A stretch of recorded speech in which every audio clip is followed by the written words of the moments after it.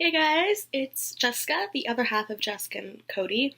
If you are new here, I film reaction videos either by myself or with my best friend Cody, but today this is something a little bit different. Just a little back story of why I'm doing this video.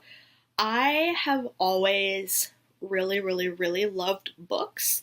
In fact, just to show you guys how much. When I was in elementary school, my school had this year-long book event where basically kids would have to read a book and then answer some questions based on the book, and if they got a certain amount of questions right, they would get a star on a t-shirt. I actually never wore this t-shirt, I just kept it for the stars.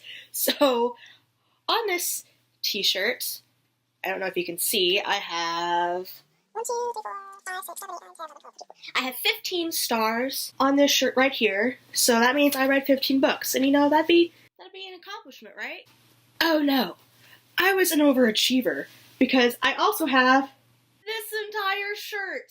Literally, one sleeve, the entire shirt. They didn't do this side, but they like almost completely ran out of stars.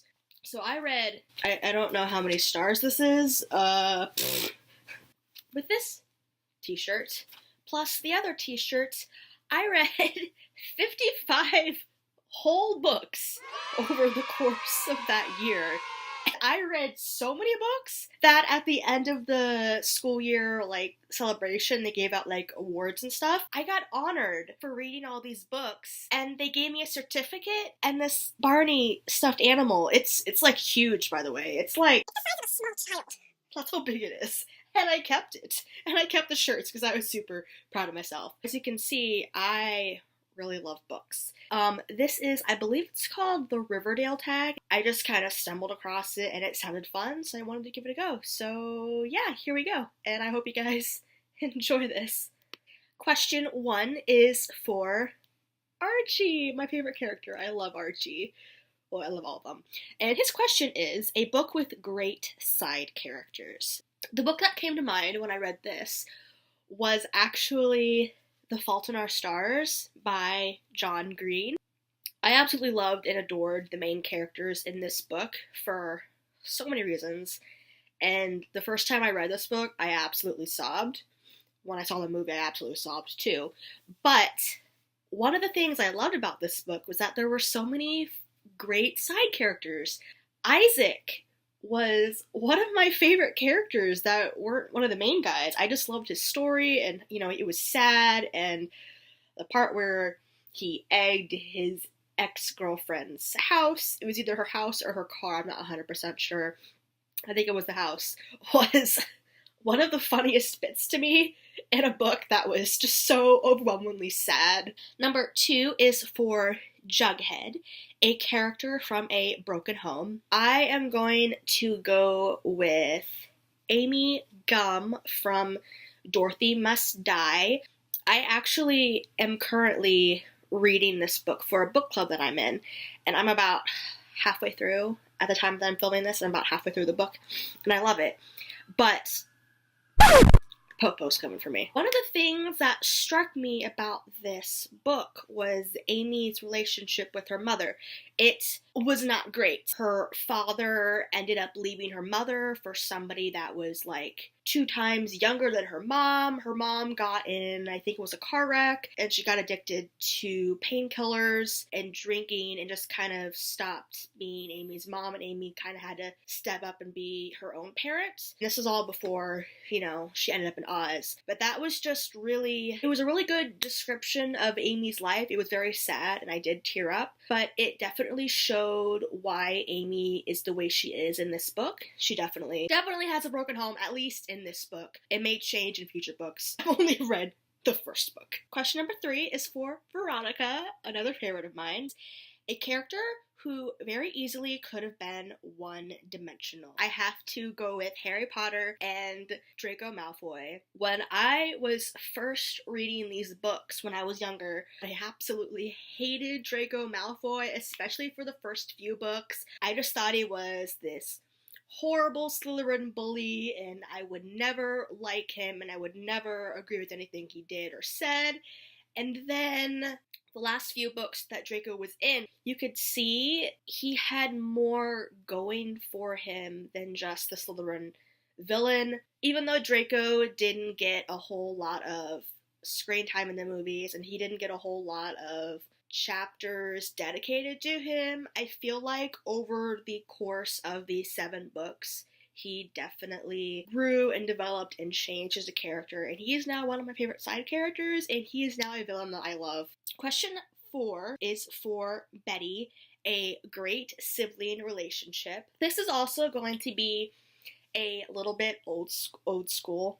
I can talk. And I have to say the Baudelaire children from A Series of Unfortunate Events. The books are really, really depressing and really, really sad, and I knew that going in, and I was still really shook and upset. The one thing that cheered me up when I was reading all of these really horrible events was the kids. They stuck together and they were siblings and they loved each other. I was not a fan of the last book because it ended on kind of a cliffhanger and you don't really know what happens. And he's just kind of like, well, it's up to your interpretation. I'm just like, no, I don't like that. I want to know what happens to my babies. I love them and I appreciate them.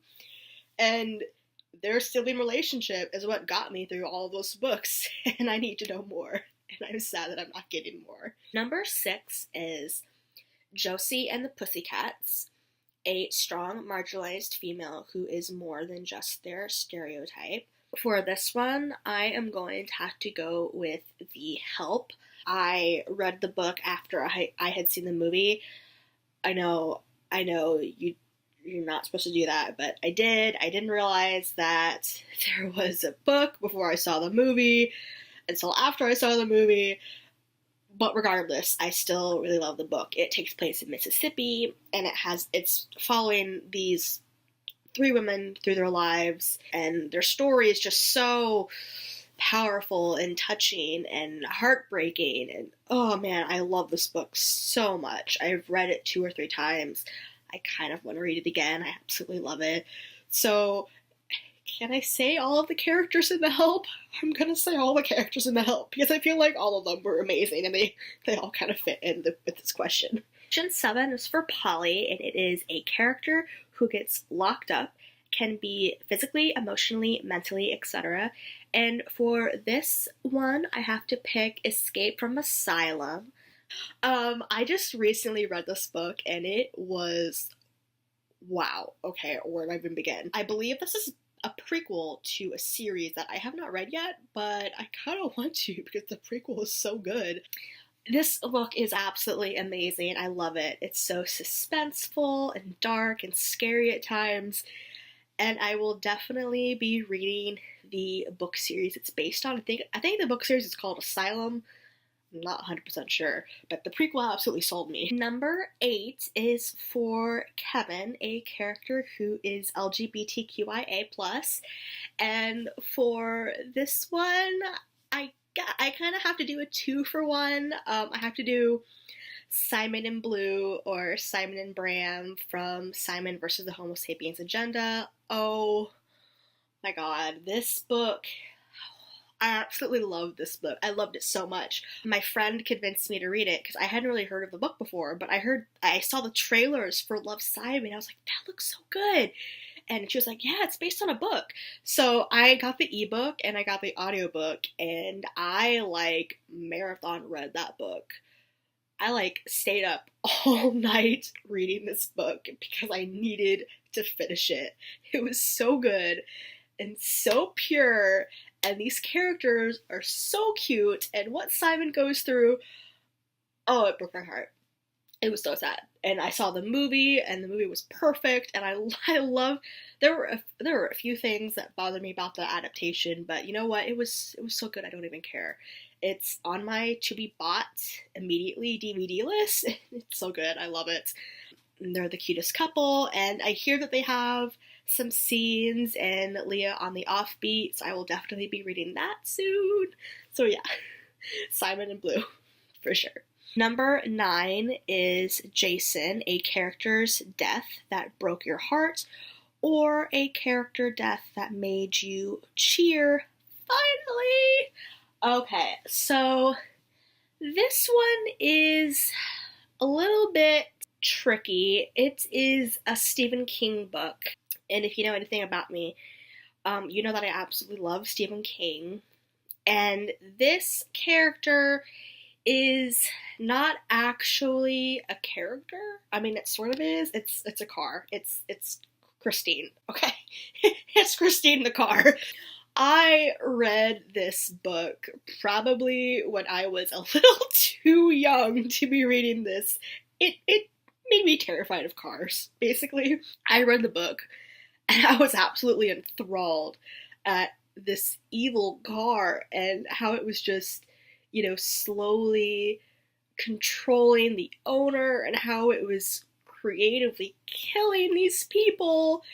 And oh my gosh, the ending of the book and the ending of the movie Christine, which I also love, it shook me so bad. I don't like cars, man. This book made me scared of cars for so long. When they did end up defeating Christine, I was like, yes, woohoo, no more evil car. And nobody understands my pain because they're like, Jessica, it's just a book. I'm like, I don't care. It's an evil car, okay? And it's Stephen King. Maybe one day that will happen in real life. It won't, but still, evil cars, okay? Number 10, Riverdale, a world building win. Okay, so for this one, I have to go with a book that I recently just finished. It's The Cruel Prince. I absolutely love this book. And I love anything fairy tale related, fairy, pixie, ooh, you know, magical stuff. I absolutely love that. And the way that they like build this world around these two characters, and you see it through these human eyes, and you kind of see how the world works for two humans living in the fairy world. Like, for example, early on in the book, they mention they have to wear like rhubarb, I think it is, rhubarb berries or something to prevent the fairy creatures from compelling them, and they have to wear their stockings inside out, and you know they use salt for protection, and if you dance or eat, if you dance, the fairies have to stop the humans because the humans can't stop dancing. It's just stuff like that. It's like little things like that where it built the world for me, and it made the world feel real in a sense, and I absolutely loved it. It was so good. 10 out of 10 stars. I absolutely love it. And I don't know if there's going to be a sequel to this. I think there is. I think it's like the first in a series, and I will definitely be reading it. So that was the Riverdale Book Tag. Thank you guys for watching. I hope you liked it. Sorry if I wasn't as in-depth with all of the answers as you may have liked or have wanted, but I am very new to book reviewing, and I just kind of wanted to talk about some of my favorite books that went along with these questions. I definitely enjoyed doing this. I would love to do more stuff like this in the future, so if you liked it, please give this video a thumbs up. I'm gonna be definitely trying to do more booktube stuff, maybe some book reviews, or you know, books that I've read or in a month, stuff like that. If you want to see that, let me know. I will definitely try to do more tags like this because it was really fun trying to think of all the books that I love and books that I've read. If you like this, comment down below and maybe mention books that you like or stuff like that. And as always, please subscribe. It really helps me out, and I will see you guys here soon with a new video. Bye!